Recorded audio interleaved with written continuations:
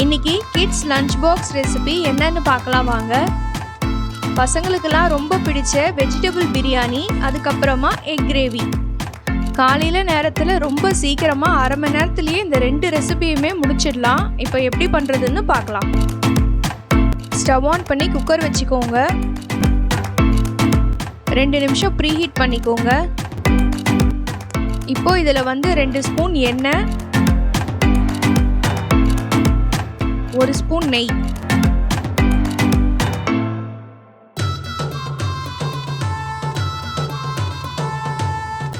ரெண்டு பட்டை, 2 லவங்கம், 2 ஏலக்காய். ஏலக்காய் இந்த மாதிரி பிச்சிட்டு சேர்த்துக்கோங்க. பே லீஃப் நான் சின்னதாக இருக்கிறதுனால 2 சேர்த்துருக்கேன். பெருசாக இருந்ததுன்னா 1 சேர்த்துக்கோங்க. இப்போ இதை சேர்த்து நல்லா வதக்கிக்கோங்க. ஒரு பெரிய சைஸ் வெங்காயம் இந்த மாதிரி நீல வாக்கில் அரிஞ்சு இதில் சேர்த்துக்கோங்க. சேர்த்து இப்போ இதை நல்லா வதக்கிக்கலாம். ஒரு நிமிஷத்துக்கு நல்லா வதக்கிக்கோங்க. அதுக்கப்புறமா இதில் கொஞ்சமாக உப்பு சேர்த்துக்கோங்க. அப்போ சீக்கிரமாக வெங்காயம் வதங்கும். இப்போ வெங்காயம் நல்லா வதங்குற வரைக்கும் நல்லா வதக்கிக்கோங்க. வெங்காயம் வதங்குறதுக்கு எப்படியும் ஒரு 5 நிமிஷம் ஆகுங்க. அது வரைக்கும் நல்லா வதக்கிக்கோங்க. வெங்காயம் நல்லா வதங்கினதுக்கப்புறமா 10 பல்லு பூண்டு, 1 இன்ச் இஞ்சி இந்த மாதிரி நல்லா தட்டிட்டு இதில் சேர்த்துக்கோங்க. சேர்த்து இப்போ அதை நல்லா வதக்கிக்கோங்க. இதோடைய பச்சை வாசனை போகிற வரைக்கும் நல்லா வதக்கிக்கலாம். ஒரு நிமிஷத்துக்கு நல்லா வதக்கிக்கோங்க.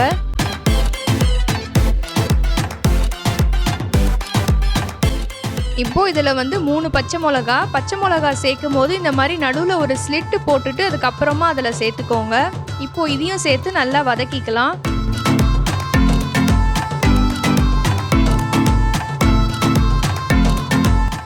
இப்போ இதில் மீதி இருக்கிற உப்பு சேர்த்துக்கலாம். உப்பு நான் அரை டேபிள் ஸ்பூன் சேர்த்துருக்கேன். உங்களுக்கு எந்த அளவுக்கு உப்பு தேவையோ அதை நீங்கள் அந்த மாதிரி சேர்த்துக்கோங்க. இப்போ இதுவும் சேர்த்து நல்லா வதக்கிக்கலாம். இப்போ எல்லாமே நல்லா வதங்கினதுக்கப்புறமா இதில் நம்ம காயெலாம் சேர்க்கணும். இதில் பீன்ஸ் நான் 20 பீன்ஸ் சேர்த்துருக்கேன். இந்த மாதிரி நீல வாக்கில் கட் பண்ணி இதில் சேர்த்துக்கோங்க. அப்புறம் ஒரு பெரிய சைஸ் கேரட்டு இந்த மாதிரி அரிஞ்சிக்கோங்க. ரொம்ப மெலிசாவும் இருக்கக்கூடாது, ரொம்ப தடியாகவும் இருக்கக்கூடாது. இந்த மாதிரி அரிஞ்சு இதில் சேர்த்துக்கோங்க. அப்புறம் இதில் ஒரு பெரிய சைஸ் உருளைக்கிழங்கு இந்த மாதிரி பெருசாக அரிஞ்சு இதில் சேர்த்துக்கோங்க. இப்போ இதை நல்லா வதக்கி விட்டுக்கோங்க. இது ஒரு 2 நிமிஷத்துக்கு நல்லா வதங்கட்டும். அது வரைக்கும் நல்லா கலரி விட்டுக்கோங்க.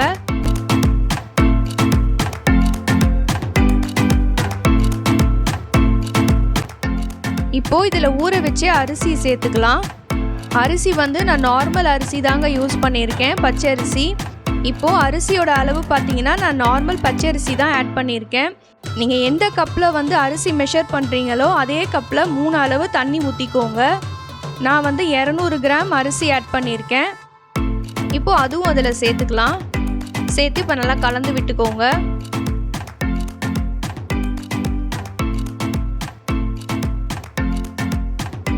இந்த டைமில் உப்போட டேஸ்டெல்லாம் பார்த்துக்கோங்க. தேவைப்பட்டால் இந்த டைமில் சேர்த்துக்கலாம். இப்போது கடைசியாக இதில் எண்ணெய் ஊற்றணும். 1 ஸ்பூன் எண்ணெய் ஊற்றிக்கோங்க. கீ 1 ஸ்பூன் ஊற்றிட்டு இப்போ அதை நல்லா கலந்து விட்டுடுங்க.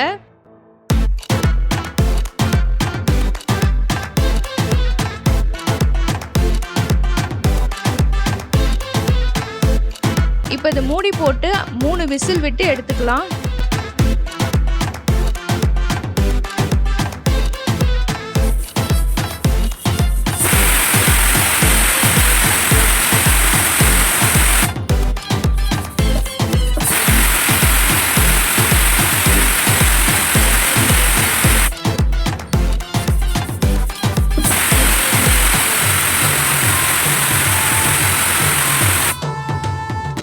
இப்போது ப்ரெஷர்லாம் நல்லா ரிலீஸ் ஆகிடுச்சு. ஓப்பன் பண்ணி பார்க்கலாம். சாப்பாடு நல்லா பலன்னு வந்திருக்கு. இப்போது வெஜிடபிள் பிரியாணி ரெடி ஆயிடுச்சு. இப்போ அடுத்தது எக் கிரேவி எப்படி செய்யறதுன்னு பார்க்கலாம். பேன் நல்லா சூடானதுக்கப்புறமா 1 டீஸ்பூன் எண்ணெய் சேர்த்துக்கலாம். நான் சின்ன வெங்காயம் 10 சேர்த்துருக்கேன். உங்ககிட்ட சின்ன வெங்காயம் இல்லைன்னா நீங்கள் மீடியம் சைஸ் வெங்காயம் அரிஞ்சு இதில் சேர்த்துக்கோங்க. இப்போ இதை சேர்த்து நல்லா வதக்கிக்கலாம். ஒரு 2 நிமிஷத்துக்கு நல்லா வதக்கிக்கோங்க. அதுக்கப்புறமா இதில் ஒரு 5 கேஷ்யூ ஆட் பண்ணிக்கோங்க. கேஷ்யூ ஆப்ஷனல் தான், இல்லைன்னா பரவாயில்ல. அதுக்கப்புறமா இதில் கொஞ்சமாக கொத்தமல்லி இலைகள் அதுவும் சேர்த்து இப்போ இதை நல்லா வதக்கிக்கோங்க. கொத்தமல்லி வந்து நல்லா சுருங்குற வரைக்கும் வதக்கிக்கோங்க. அதுக்கப்புறம் போதும், இந்த மாதிரி வதங்கினா போதும். இப்போ இதை எடுத்து நல்லா ஆற வச்சிடுங்க.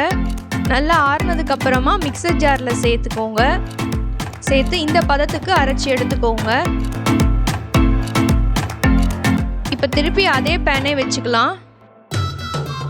1 டீஸ்பூன் எண்ணெய் சேர்த்துக்கலாம்.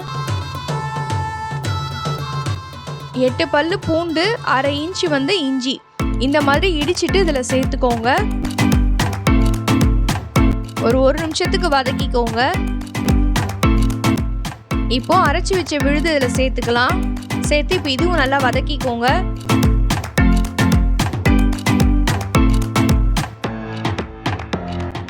இப்போ இது வந்து நல்லா ட்ரையாக இருக்குது, அதனால கொஞ்சமாக தண்ணி சேர்த்துக்கோங்க.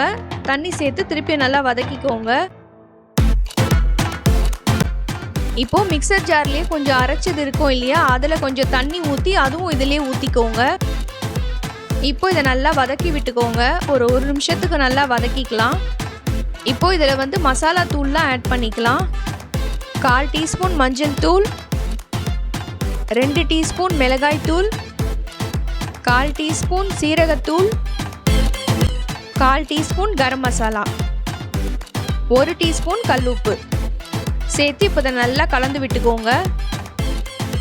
கொஞ்சமாக தண்ணி சேர்த்துக்கோங்க, ரொம்ப திக்காக இருந்ததுன்னா. இப்போ இதை நல்லா கலந்து விட்டுட்டு மூடி போட்டு ஒரு 2 நிமிஷத்துக்கு விட்டுடுங்க. 2 நிமிஷம் மூடி வச்சாலும் அப்பப்போ நடுவில் கொஞ்சம் கலந்து விட்டுக்கோங்க. ஏன்னா நம்ம கிரேவி தான் செய்கிறோம். தண்ணி அப்படி வத்திடுச்சுன்னா நீங்கள் இன்னும் கொஞ்சம் ஆட் பண்ணிக்கோங்க. இப்போ 2 நிமிஷத்துக்கு அப்புறம் பார்க்கலாம். இதில் வந்து முட்டையை சேர்த்துக்கலாம். நான் முட்டை வந்து வேக வச்சு இந்த மாதிரி எடுத்து வச்சுருக்கேன். இப்போ இதை அதில் சேர்த்துக்கலாம். முட்டை சேர்த்ததுக்கு அப்புறமா அந்த கிரேவிலாம் அது மேலே படுற மாதிரி நல்லா கலந்து விட்டுக்கோங்க. ஒரு நிமிஷம் இருந்தால் போதும். இப்போ ஸ்டவ் ஆஃப் பண்ணிடுங்க. இதில் கொத்தமல்லி இலைகள் கொஞ்சம் சேர்த்துக்கலாம். நல்லா டேஸ்டான எக் கிரேவி ரெடி ஆயிடுச்சு. இது வெஜிடபிள் சாதத்தோடு சேர்த்து சாப்பிடும் போது டேஸ்ட்டு ரொம்பவே சூப்பராக இருக்கும். இப்போது பேக் பண்ணிடலாம்.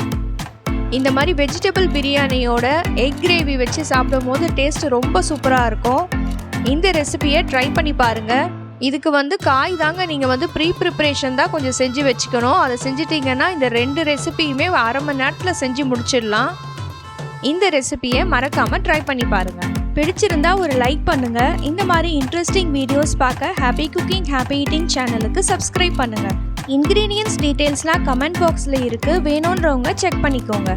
தேங்க்ஸ் ஃபார் வாட்சிங்.